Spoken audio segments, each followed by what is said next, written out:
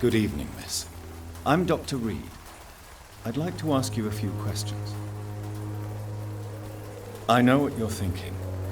A tall stranger who meets a girl in the street at night. It reeks of the penny dreadfuls. But I mean you no harm, truly.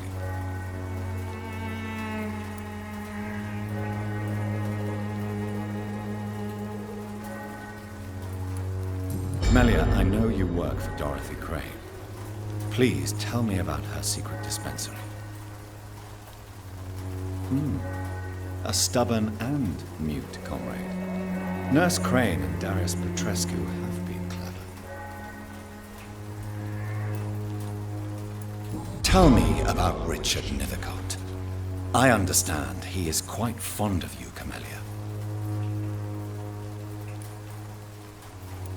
I know you understand what I'm saying. Your silence has nothing to do with you being mute, does it? You don't seem to need my medical attention for now. Very well. Goodbye, then.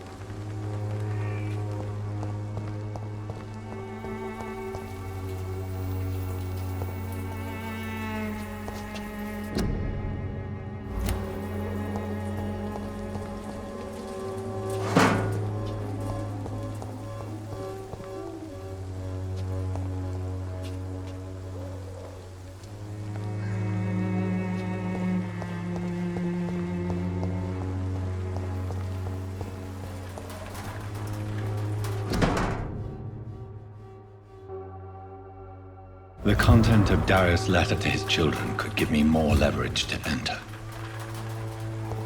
Darius is a bit less of a mystery now. It should not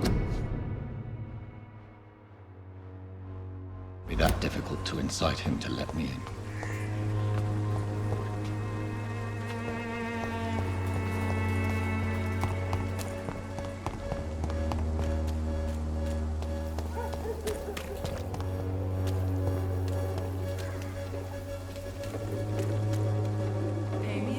Good evening, Doctor.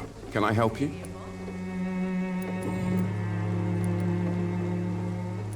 Christina Popper claims she sells her body because she can't find any other work. Do you believe her? Of course I do. Her story is exactly what I want my readers to understand. We live in an intolerant and divided nation. Do you think things will ever change, Mr. Darby? I believe the situation can only improve. And now that women can vote, I'm convinced things will change. Goodbye, Mr. Darby. Farewell.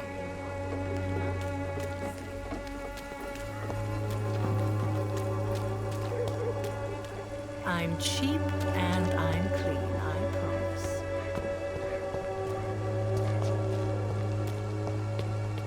You look so pale, my lord. Would you like me to revive you?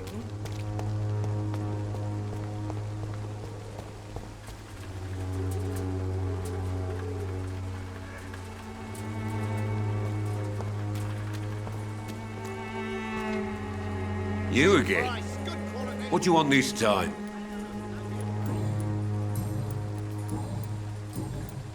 Goodbye, Mr. Peterson. Come on, take a look. Don't be afraid.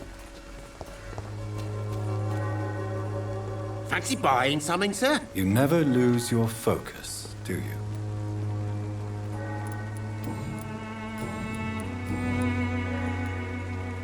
Joe Peterson. He's the villain here, isn't he? But you seem to know each other. I'd known Joe for years. I saw him box once or twice. He was a friend then. But these days, he's just another thug. What can you tell me about Mr. Peterson? Besides his behavior toward you, obviously. Colossus Joe was a decent boxer. Good one, even. but after his wife passed away, he found every excuse to stop training. Just wanted to pick fights with everyone.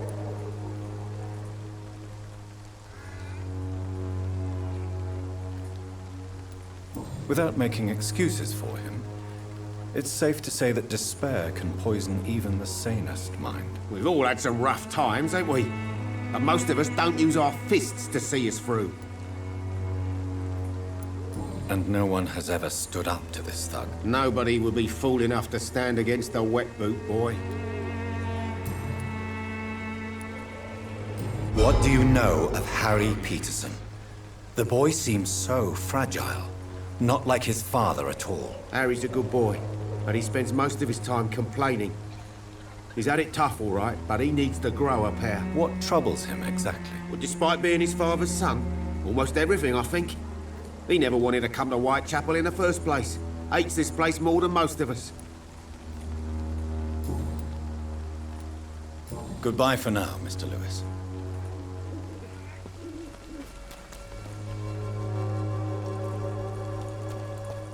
I should never have taken up my father's business.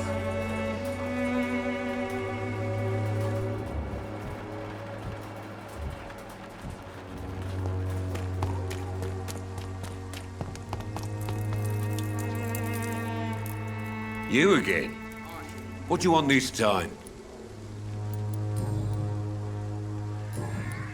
Goodbye, Mr. Peterson.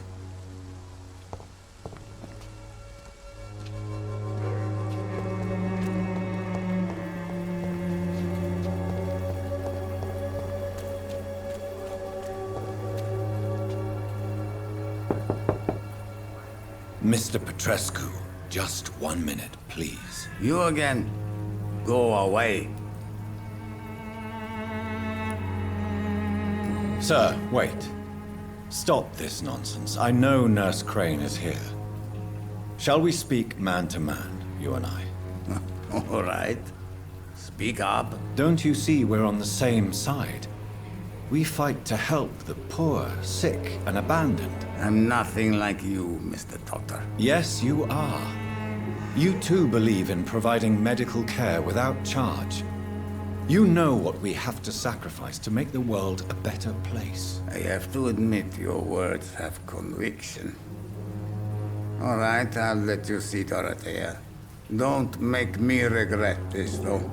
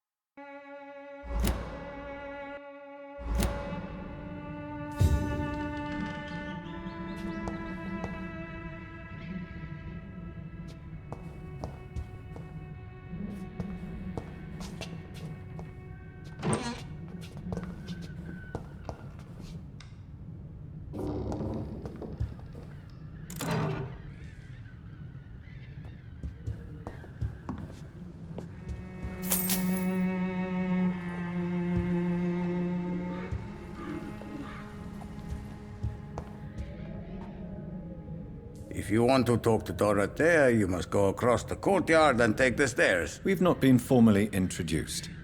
May I ask your name and occupation, sir? I am Darius Petrescu.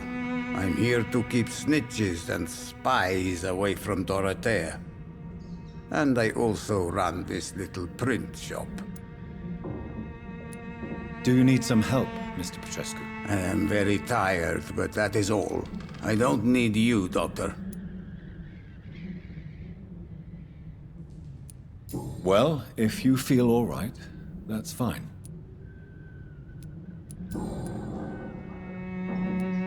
Do you have any family left, Mr. Petrescu? Children or grandchildren? Who knows? I have abandoned my people for so long, they might as well be dead. As dead as I am for them, I suppose.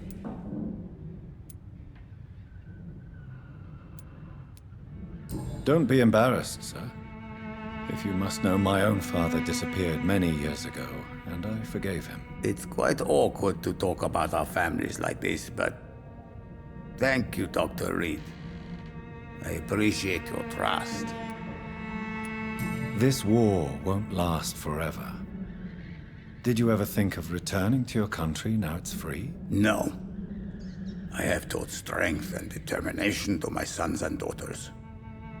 I'm an old, dying man who only has memories of better times to cherish. How did you meet Nurse Crane, Darius? Why does she trust you? I'm her oldest friend in England. Dorothea and I share many ideas about this country and about the country we left. You mean occupied Romania, don't you? Even if not directly, I fought against your enemies. Really? Then perhaps you have more in common with Dorothea than meets the eye, Dr. Reed. I know you fought for your country when it was occupied, Darius. Tell me more about it. I know my days are numbered, and I know I won't see my homeland again. But I fought for Romania all my life, and I will until my last breath. But Romania escaped the grasp of the Austro-Hungarian Empire. It's a free country again. But it's not the country I fought for. My homeland is not appeased, Doctor. And I still see a dark future ahead for my people.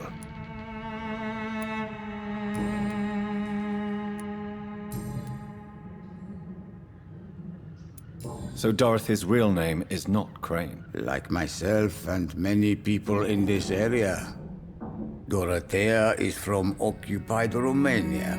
That's all you need to know. She seems important to the community. More than you can imagine. The West End does not want to hear of Whitechapel's misery. Dorothea is one of the few doing something about it.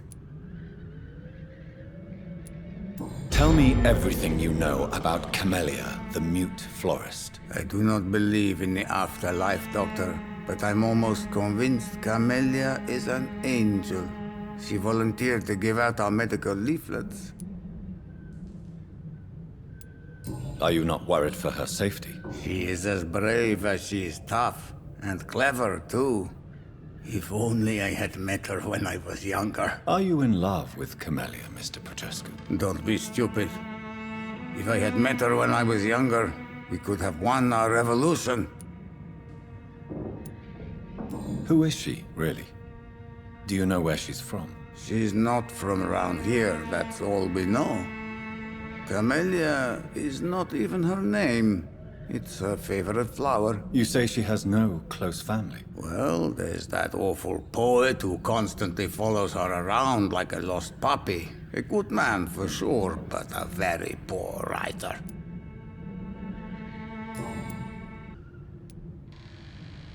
Did you refuse to publish Richard Nethercott's previous works, Darius? Yes, his manuscript is as pompous as he is starched.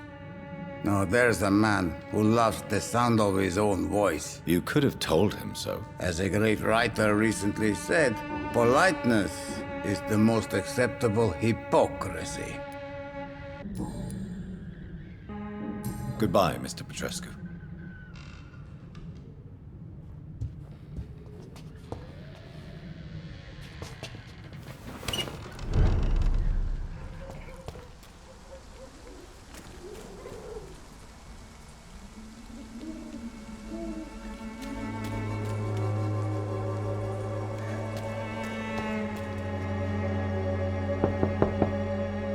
Hello, Mr. Petrescu. Hello, Dr. Reed.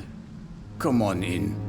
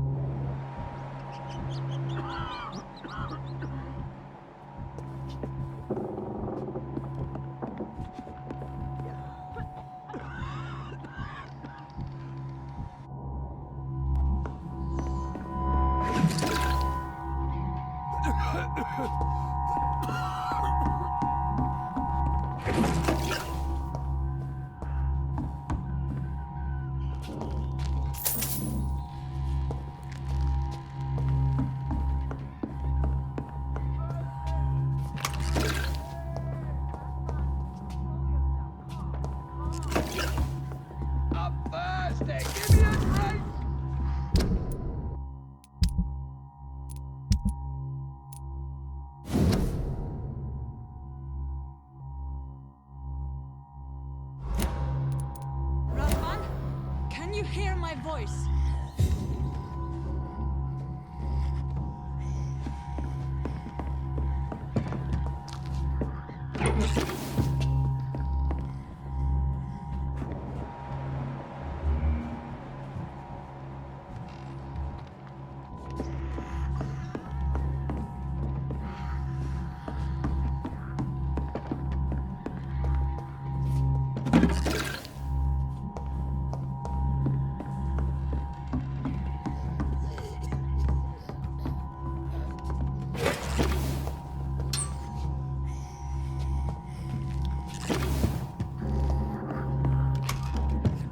I need help! What do we have here, nurse? Patient Raz Van Vasily. High fever running on 3 days. Complaints of dizziness, muscle aches, and head pain. Diagnosed with influenza. Treatment? Aspirin and salicin for the fever and discomfort. Liquids for dehydration, but he's having trouble keeping even water down. Thank you, nurse. Anything else I should know? He did lose consciousness this morning, but he's never had convulsions like these. He's not convulsing, he's choking. He's not getting any air. Scalpel! Hand me that scalpel! What can I do, Doctor?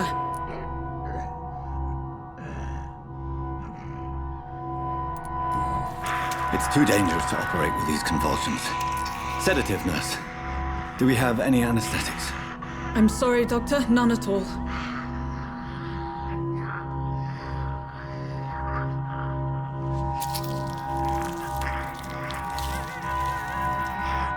I need to perform a tracheostomy. Short pipe. That rubber tube will do. We're going to cut a passage for air through the neck. Yes, Doctor. He's breathing again, but he's coughing up blood. Internal hemorrhaging. I need to make another incision into the chest cavity to drain the fluids from the lung. Prepare another tube. A thoracostomy. Doctor, we've nothing to fight the infection. We need an aseptic environment. Right then, Nurse Crane. What do you suggest we do? I've no idea. I'm not the doctor. Time is of the essence. We need to perform a thoracic drain. Yes, Doctor.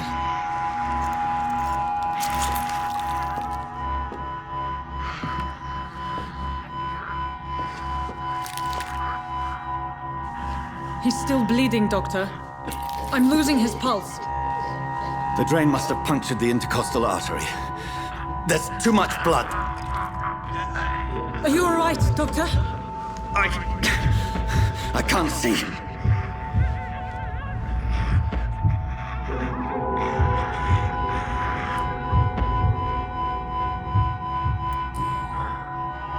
I must first suture the artery. Find the wound. The source of the blood. Needle and thread, Doctor. Good. The stitches are holding. How's he doing? We're losing him. We've lost his pulse. He's dying, Doctor.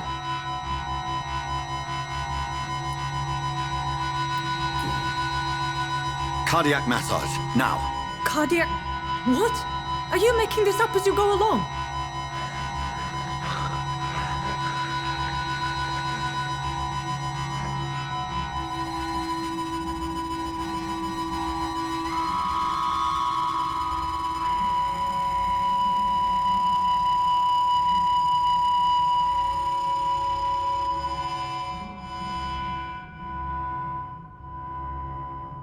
We've lost the pulse. He's gone, Doctor. Nurse, we did everything we could. Truly? Everything you could. Is that how you'll report this in your log? Is this how the war went? Piling up one poor corpse beside the next? This was not an influenza-induced seizure. I've never seen symptoms like these on the continent. Neither have I. But the previous symptoms leading up to this attack were the same, indistinguishable from the epidemic. No. There was something more vile in these reactions. Something primitive. There have been numerous reports of mental breakdowns caused by the fever that accompanies the flu itself, Doctor. Yes, but... I'd best take some samples of the blood for analysis.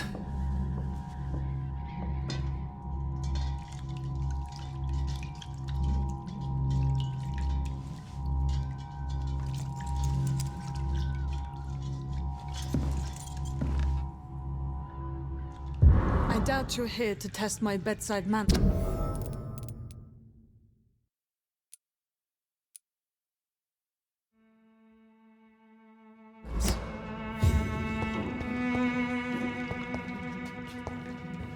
I suspect it was more than intuition alone that led you to us. So, how might I be of service, Dr. Reed?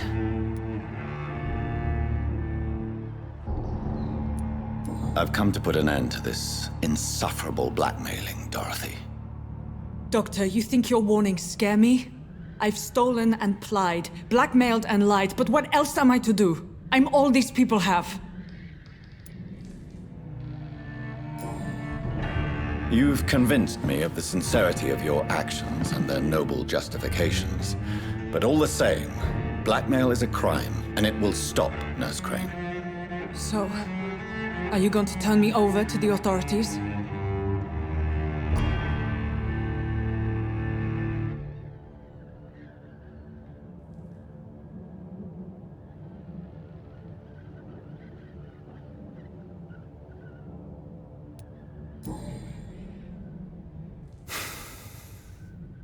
No. Your place is here. Jailing you would be an even greater crime. So, here is my proposition. I'll look the other way on your little enterprise. In exchange, you will resign from the Pembroke Hospital and provide me with medical supplies when the need arises. Dr. Reed! That sounds like a business proposition. My accomplice, then? No, just a privileged client. My research may require the occasional rare piece of equipment or ingredient. I'll pay good coin in exchange, fair and honest, to help finance your noble endeavors.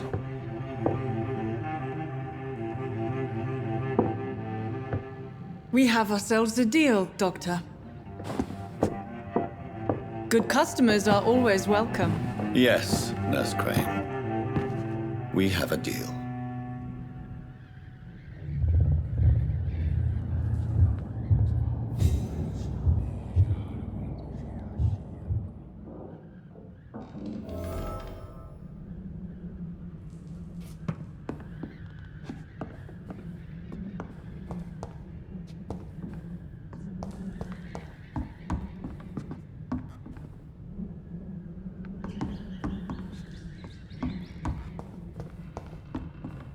It's locked, all right. It's locked.